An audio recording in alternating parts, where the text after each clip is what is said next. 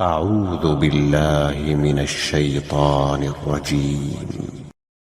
بسم الله الرحمن الرحيم. فمن أظلم ممن كذب على الله وكذب بالصدق إذ جاءه أليس في جهنم مثوى للكافرين والذي جاء بالصدق وصدق به أولئك هم المتقون لهم ما يشاءون عند ربهم ذلك جزاء المحسنين ليكفر الله عنهم أسوأ الذي عملوا ويجزيهم أجرهم بأحسن الذي كانوا يعملون أليس الله بكاف عبده ويخوفونك بالذين من دونه ومن يضلل الله فما له من هاد ومن يهد الله فما له من مضل أليس الله بعزيز ذي انتقام ولئن سألتهم من خلق السماوات والأرض ليقولن الله قل أفرأيتم ما تدعون من دون الله إن أرادني الله بضر هل هن كاشفات ضره أو أرادني برحمة هل هن ممسكات رحمته قل حسبي الله عليه يتوكل المتوكلون قل يا قوم اعملوا على مكانتكم إني عامل فسوف تعلمون من يأتيه عذاب يخزيه ويحل عليه عذاب مقيم إنا أنزلنا عليك الكتاب للناس بالحق فمن اهتدى فلنفسه ومن ضل فإنما يضل عليها وما أنت عليهم بوكيل الله يتوفى الأنفس حين موتها والتي لم تمت في منامها فيمسك التي قضى عليها الموت ويرسل الأخرى إلى أجل مسمى إن في ذلك لآيات لقوم يتفكرون أم اتخذوا من دون الله شفعاء قل أولو كانوا لا يملكون شيئا ولا يعقلون قل لله الشفاعة جميعا له ملك السماوات والأرض ثم إليه ترجعون وإذا ذكر الله وحده اشمأزت قلوب الذين لا يؤمنون بالآخرة وإذا ذكر الذين من دونه إذا هم يستبشرون قل اللهم فاطر السماوات والأرض عالم الغيب والشهادة أنت تحكم بين عبادك فيما كانوا فيه يختلفون ولو أن للذين ظلموا ما في الأرض جميعا ومثله معه لافتدوا به من سوء العذاب العذاب يوم القيامة وبدا لهم من الله ما لم يكونوا يحتسبون وبدا لهم سيئات ما كسبوا وحاق بهم ما كانوا به يستهزئون فإذا مس الإنسان ضر دعانا ثم إذا خولناه نعمة منا قال إنما أوتيته على علم بل هي فتنة ولكن أكثرهم لا يعلمون قد قالها الذين من قبلهم فما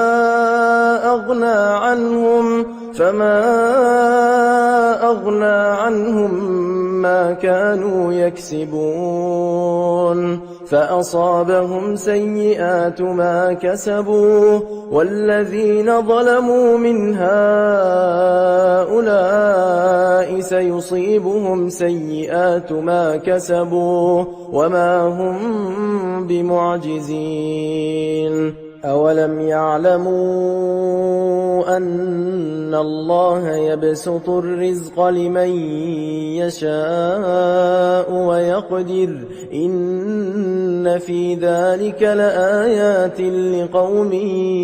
يؤمنون قل يا عبادي الذين أسرفوا على أنفسهم لا تقنطوا من رحمة الله إن الله يغفر الذنوب جميعا إنه هو الغفور الرحيم وأنيبوا إلى ربكم وأسلموا له من قبل أن يأتيكم العذاب ثم لا تنصرون واتبعوا أحسن ما أنزل إليكم من ربكم من قبل أن يأتيكم العذاب بغتة وأنتم لا تشعرون أن تقول نفس يا حسرة على ما فرطت في جنب الله وإن كنت لمن الساخرين أو تقول لو أن الله هداني لكنت من المتقين أو تقول حين ترى العذاب لو أن لي كرة فأكون من المحسنين بلى قد جاءتك آياتي فكذبت بها واستكبرت وكنت من الكافرين ويوم القيامة ترى الذين كذبوا على الله وجوههم مسودة أليس في جهنم مثوى للمتكبرين وينجي الله الذين اتقوا بمفازتهم لا يمسهم السوء ولا هم يحزنون الله خالق كل شيء وهو على كل شيء وكيل له مقاليد السماوات والأرض والذين كفروا بآيات الله أولئك هم الخاسرون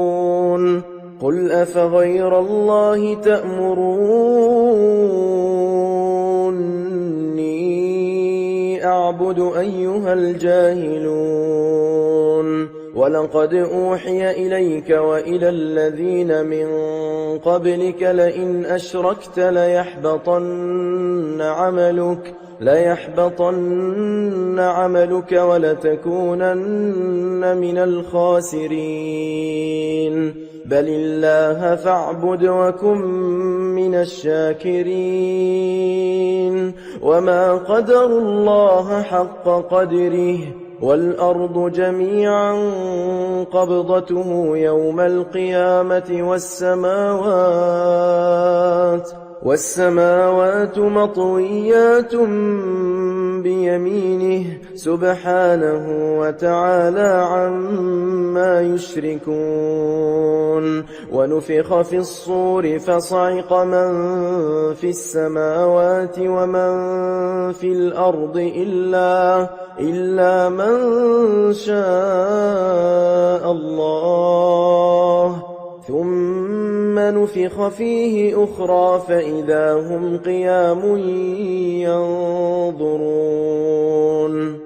وأشرقت الأرض بنور ربها ووضع الكتاب وجيء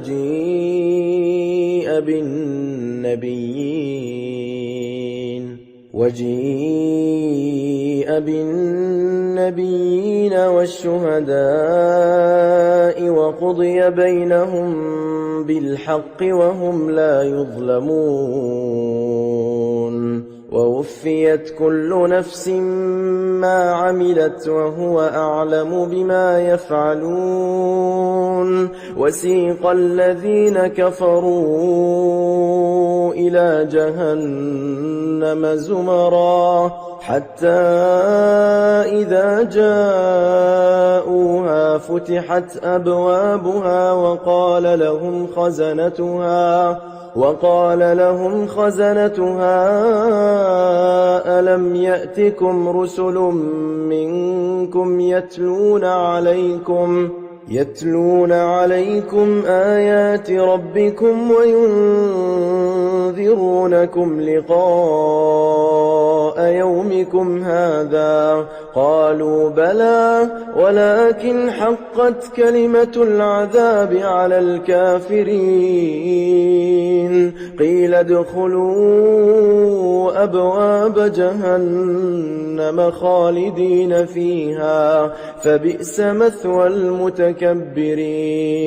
وسيق الذين اتقوا ربهم إلى الجنة زمرا حتى إذا جاءوها وفتحت أبوابها وقال لهم خزنتها سلام عليكم طبتم فادخلوها خالدين. وقالوا الحمد لله الذي صدقنا وعده وأورثنا الأرض نتبوأ من الجنة حيث نشاء فنعم أجر العاملين. وترى الملائكة حافين من حول العرش يسبحون بحمد ربهم وقضي بينهم بالحق وقيل الحمد لله رب العالمين. بسم الله الرحمن الرحيم. حميم. تنزيل الكتاب من الله العزيز العليم. غافر الذنب وقابل التوب شديد العقاب ذي الطول. لا إله إلا هو إليه المصير. ما يجادل في آيات الله إلا الذين كفروا فلا يغررك تقلبهم في البلاد. كذبت قبلهم قوم نوح والأحزاب من بعدهم وهمت كل أمة برسولهم ليأخذوه وجادلوا بالباطل ليدحضوا به الحق فأخذتهم فكيف كان عقاب. وكذلك حقت كلمة ربك على الذين كفروا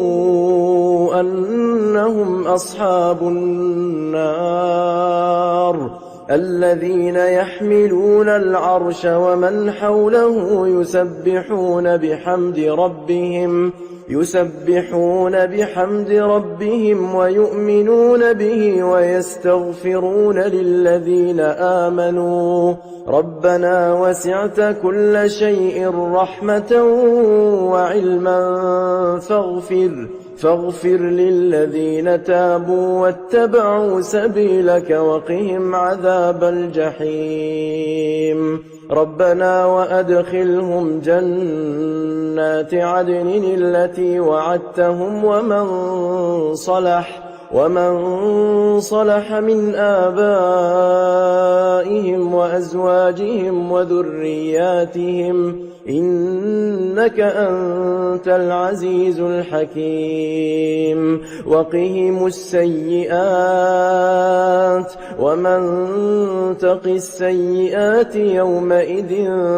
فقد رحمته وذلك هو الفوز العظيم إن الذين كفروا ينادون لمقت الله أكبر من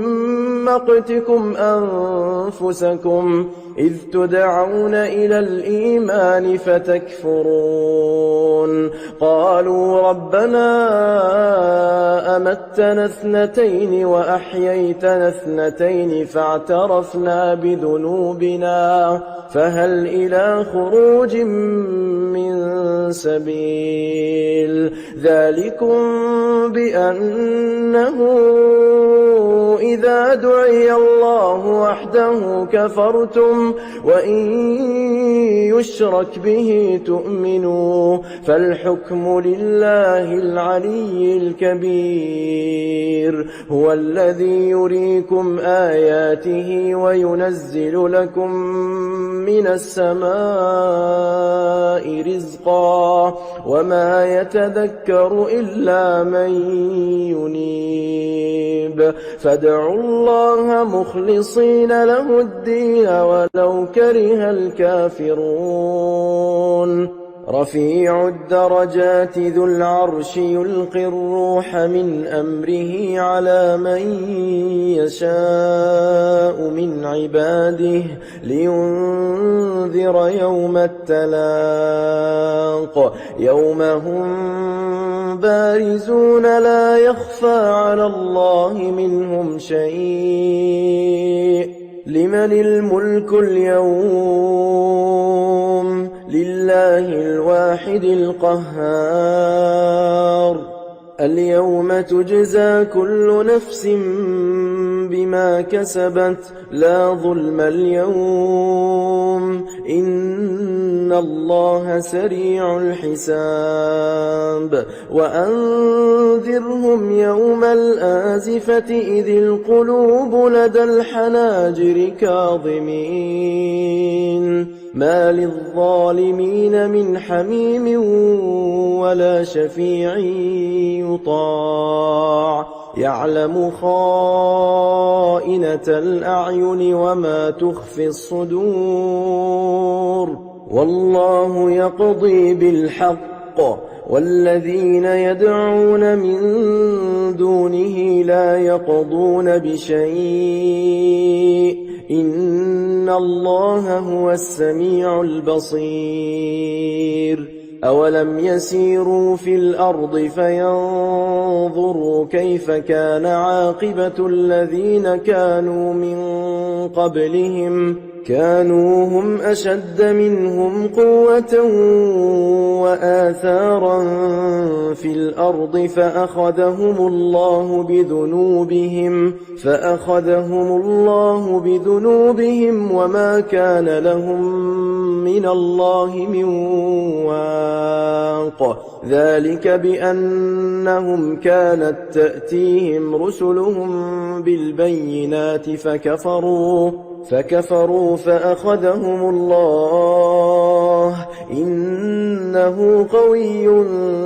شديد العقاب ولقد أرسلنا موسى بآياتنا وسلطان مبين إلى فرعون وهامان وقارون فقالوا ساحر كذاب فلما جاءهم بالحق من عندنا قالوا اقتلوا أبناء الذين آمنوا معه واستحيوا نساءهم وما كيد الكافرين إلا في ضلال وقال فرعون ذروني أقتل موسى وليدع ربه إني أخاف أن يبدل دينكم أو أن يظهر في الأرض الفساد وقال موسى إني عذت بربي وربكم من كل متكبر لا يؤمن بيوم الحساب وقال رجل مؤمن من آل فرعون يكتم إيمانه أتقتلون رجلا أن يقول ربي الله وقد جاءكم بالبينات من ربكم وإن يك كاذبا فعليه كذبه وإن يك صادقا يصبكم بعض الذي يعدكم إن الله لا يهدي من هو مسرف كذاب يا قوم لكم الملك اليوم ظاهرين في الأرض فمن ينصرنا من بأس الله إن جاءنا قال فرعون ما أريكم إلا ما أرى وما أهديكم إلا سبيل الرشاد وقال الذي آمن يا قوم إني أخاف عليكم مثل يوم الأحزاب مثل دأب قوم نوح وعاد وثمود والذين من بعدهم وما الله يريد ظلما للعباد ويا قوم إني أخاف عليكم يوم التناد يوم تولون مدبرين ما لكم من الله من عاصم ومن يضلل الله فما له من هاد ولقد جاءكم يوسف من قبل بالبينات فما زلتم في شك مما جاءكم به حتى إذا هلك قلتم لن يبعث الله من بعده رسولا كذلك يضل الله من هو مسرف مرتاب الذين يجادلون في آيات الله بغير سلطان أتاهم كبر مقتا عند الله وعند الذين آمنوا كذلك يطبع الله على كل قلب متكبر جبار وقال فرعون يا هامان ابن لي صرحا لعلي أبلغ أسباب السماوات فأطلع إلى إله موسى وإني لأظنه كله كاذبا وكذلك زين لفرعون سوء عمله وصد عن السبيل وما كيد فرعون إلا في تباب وقال الذي آمن يا قوم اتبعون أهدكم سبيل الرشاد يا قوم إنما هذه الحياة الدنيا متاع وإن الآخرة هي دار القرار من عمل سيئة فلا يجزى إلا مثلها ومن عمل صالحا من ذكر أو أنثى وهو مؤمن فأولئك يدخلون الجنة يرزقون فيها بغير حساب ويا قوم ما لي أدعوكم إلى النجاة وتدعونني إلى النار تدعونني لأكفر بالله وأشرك به ما ليس لي به علم وأنا أدعوكم إلى العزيز الغفار لا جرم أن ما تدعونني إليه ليس له دعوة في الدنيا ولا في الآخرة وأن مردنا إلى الله وأن المسرفين هم أصحاب النار فستذكرون ما أقول لكم وأفوض أمري إلى الله إن الله بصير بالعباد فوقاه الله سيئات ما مكروا وحاق بآل فرعون سوء العذاب النار يعرضون عليها غدوا وعشيا ويوم تقوم الساعة أدخلوا آل فرعون أشد العذاب وإذ يتحاجون في النار فيقول الضعفاء للذين استكبروا إنا كنا لكم تبعا فهل أنتم مغنون عنا نصيبا من النار قال الذين استكبروا إنا كل فيها إن الله قد حكم بين العباد وقال الذين في النار لخزنة جهنم ادعوا ربكم يخفف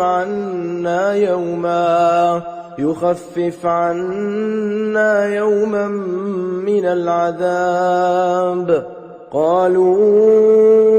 أولم تك تأتيكم رسلكم بالبينات قالوا بلى قالوا فادعوا وما دعاء الكافرين إلا في ضلال إنا لننصر رسلنا والذين آمنوا في الحياة الدنيا ويوم يقوم الأشهاد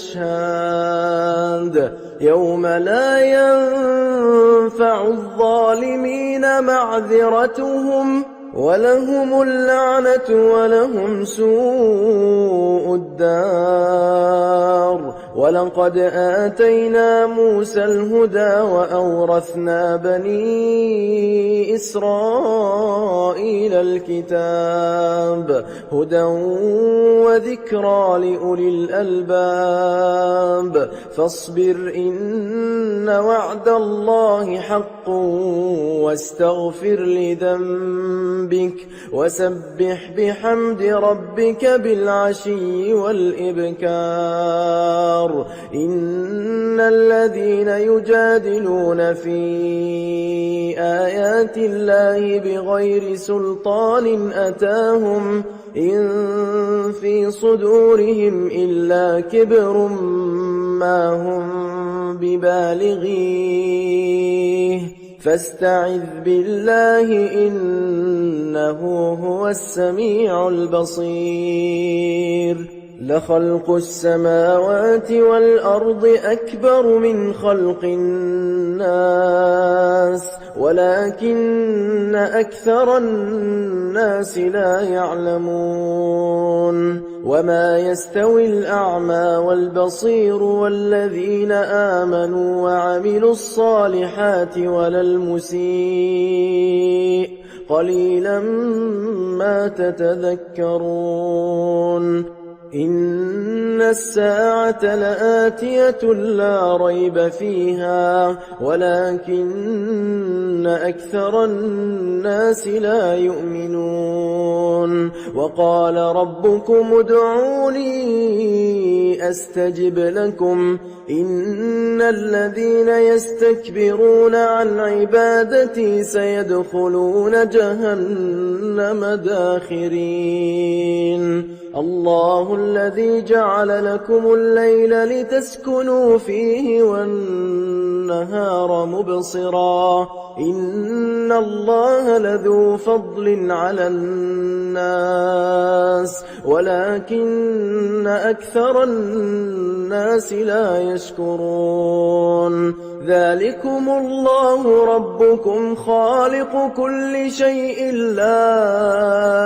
إله إلا هو فأنى تؤفكون كذلك يؤفك الذين كانوا بآيات الله يجحدون الله الذي جعل لكم الأرض قرارا والسماء بناء وصوركم فأحسن صوركم ورزقكم من الطيبات ذلكم الله ربكم فتبارك الله رب العالمين هو الحي لا إله إلا هو فادعوه مخلصين له الدين الحمد لله رب العالمين قل إني نهيت أن أعبد الذين تدعون من دون الله لما جاءني البينات من ربي وأمرت أن أسلم لرب العالمين هو الذي خلقكم من تراب ثم من نطفة ثم من علقة ثم يخرجكم طفلا ثم لتبلغوا أشدكم ثم لتكونوا شيوخا ومنكم من يتوفى من قبل ولتبلغوا أجلا مسمى ولعلكم تعقلون هو الذي يحيي ويميت فإذا قضى أمرا فإنما يقول له كن فيكون ألم تر إلى الذين يجادلون في آيات الله أنى يصرفون الذين كذبوا بالكتاب وبما أرسلنا به رسلنا فسوف يعلمون إذ الأغلال في أعناقهم والسلاسل يسحبون في الحميم ثم في النار يسجرون ثم قيل لهم أين ما كنتم تشركون من دون الله قالوا ضلوا عنا بل لم نكن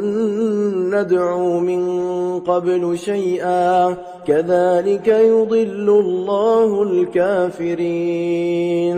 ذلكم بما كنتم تفرحون في الأرض بغير الحق وبما كنتم تمرحون ادخلوا أبواب جهنم خالدين فيها فبئس مثوى المتكبرين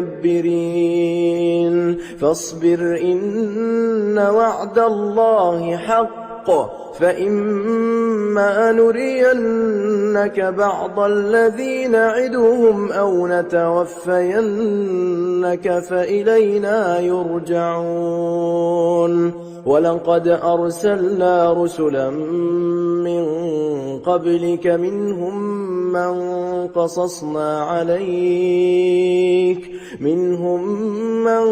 قصصنا عليك ومنهم من لم نقصص عليك وما كان لرسول أن يأتي بآية إلا بإذن الله فإذا جاء أمر الله قضي بالحق وخسر هنالك المبطلون الله الذي جعل لكم الأنعام لتركبوا منها ومنها تأكلون ولكم فيها منافع ولتبلغوا عليها حاجة في صدوركم وعليها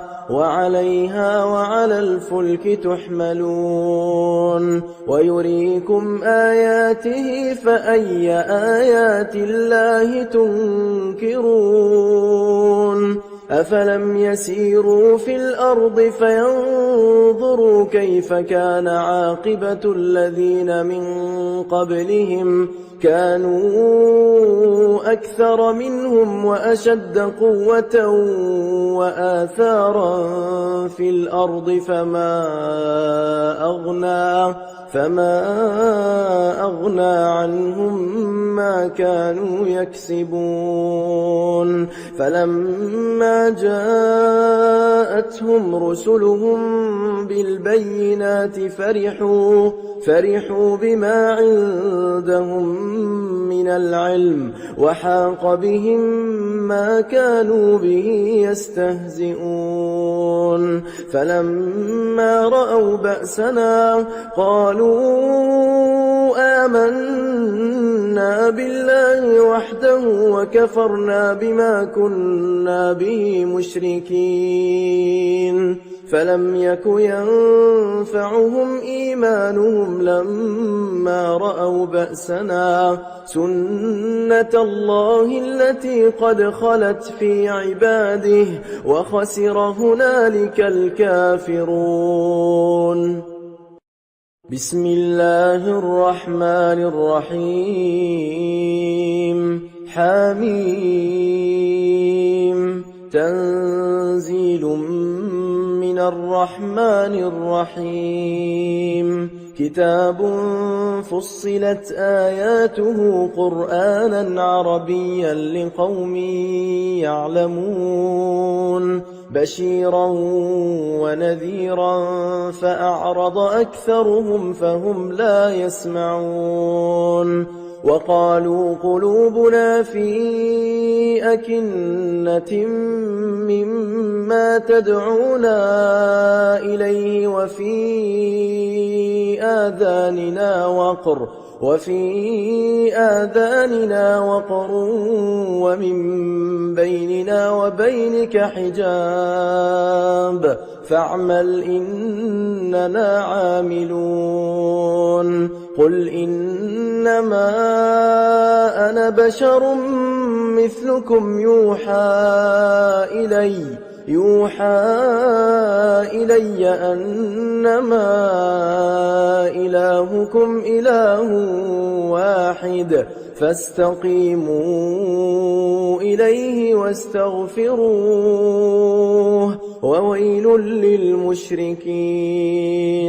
الذين لا يؤتون الزكاة وهم بالآخرة هم كافرون إن الذين آمنوا وعملوا الصالحات لهم أجر غير ممنون قل أئنكم لتكفرون بالذي خلق الأرض في يومين وتجعلون له أندادا ذلك رب العالمين وجعل فيها رواسي من فوقها وبارك فيها وقدر فيها أقواتها في 4 أيام سواء للسائلين ثم استوى إلى السماء وهي دخان فقال لها وللأرض ائتيا طوعا أو كرها قالتا أتينا طائعين فقضاهن 7 سماوات في يومين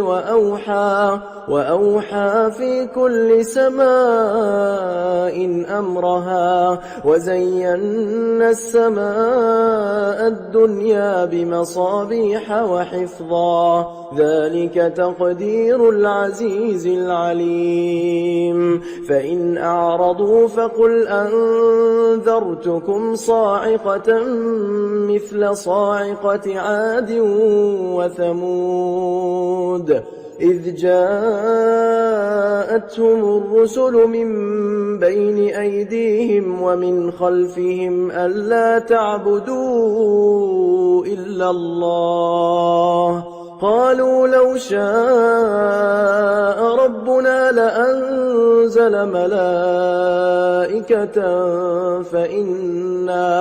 فإنا بما أرسلتم به كافرون فأما عاد فاستكبروا في الأرض بغير الحق وقالوا من أشد منا قوة أولم يروا أن الله الذي خلقهم هو أشد منهم قوة وكانوا بآياتنا يجحدون فأرسلنا عليهم ريحا صرصرا في أيام نحسات لنذيقهم عذاب الخزي في الحياة الدنيا ولعذاب الآخرة أخزى وهم لا ينصرون وأما ثمود فهديناهم فاستحبوا العمى على الهدى فأخذتهم صاعقة العذاب الهون بما كانوا يكسبون ونجينا الذين آمنوا وكانوا يتقون ويوم يحشر أعداء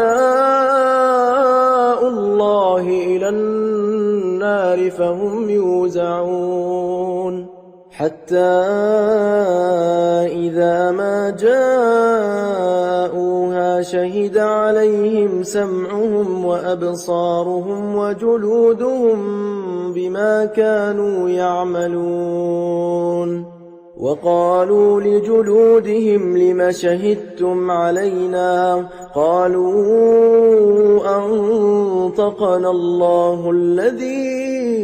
أنطق كل شيء وهو خلقكم أول مرة وإليه ترجعون وما كنتم تستترون أن يشهد عليكم سمعكم ولا أبصاركم ولا جلودكم ولكن ظننتم أن الله لا يعلم كثيرا مما تعملون وذلكم ظنكم الذي ظننتم بربكم أرداكم فأصبحتم من الخاسرين فإن يصبروا فالنار مثوى لهم وإن يستعتبوا فما هم من المعتبين وقيضنا لهم قرناء فزينوا لهم ما بين أيديهم وما خلفهم وحق عليهم القول في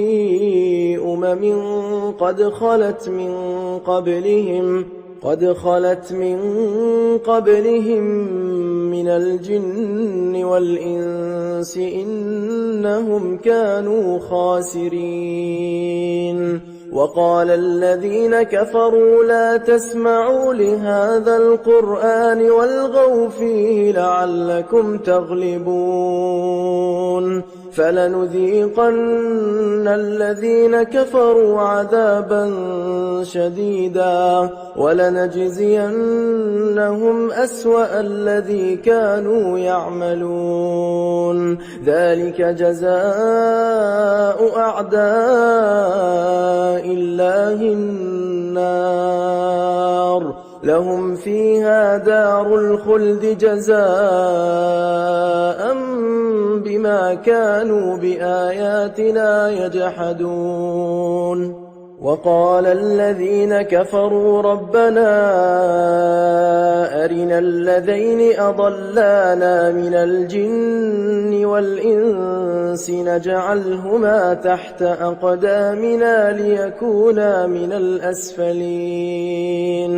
إن الذين قالوا ربنا الله ثم استقاموا تتنزل عليهم الملائكة ألا تخافوا ولا تحزنوا وأبشروا بالجنة التي كنتم توعدون نحن أولياؤكم في الحياة الدنيا وفي الآخرة ولكم فيها ما تشتهي أنفسكم ولكم فيها ما تدعون نزلا من غفور رحيم ومن أحسن قولا ممن دعا إلى الله وعمل صالحا وقال إنني من المسلمين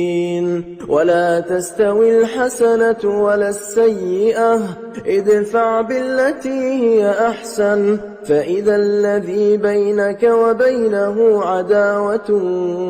كأنه ولي حميم وما يلقاها إلا الذين صبروا وما يلقاها إلا ذو حظ عظيم وإما ينزغنك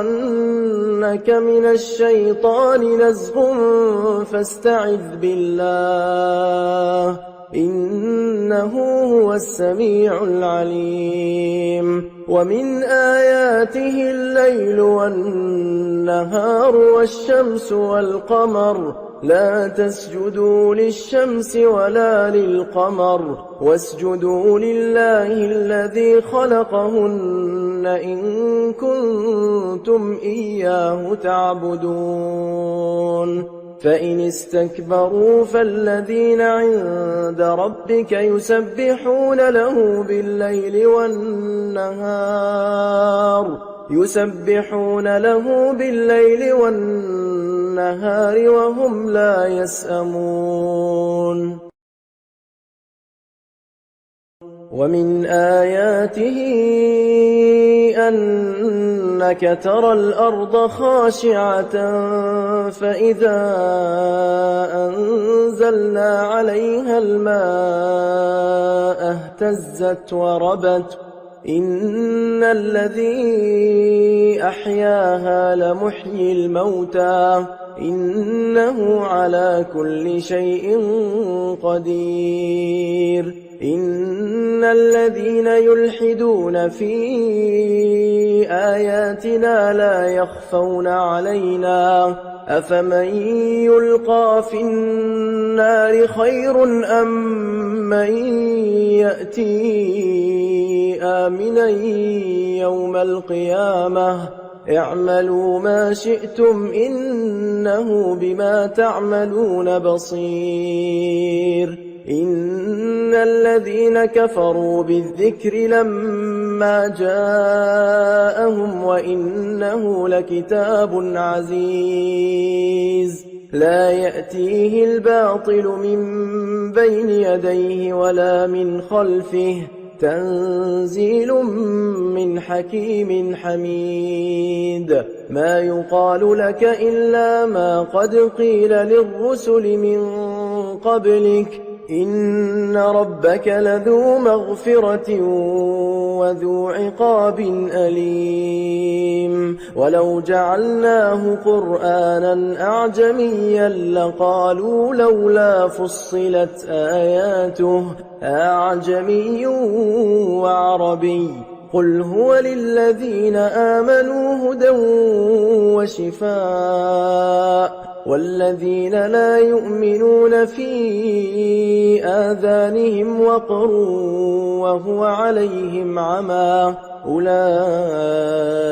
ينادون من مكان بعيد ولقد آتينا موسى الكتاب فاختلف فيه ولولا كلمة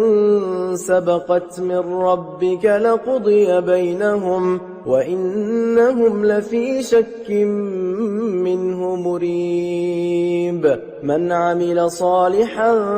فلنفسه ومن أساء فعليها وما ربك بظلام للعبيد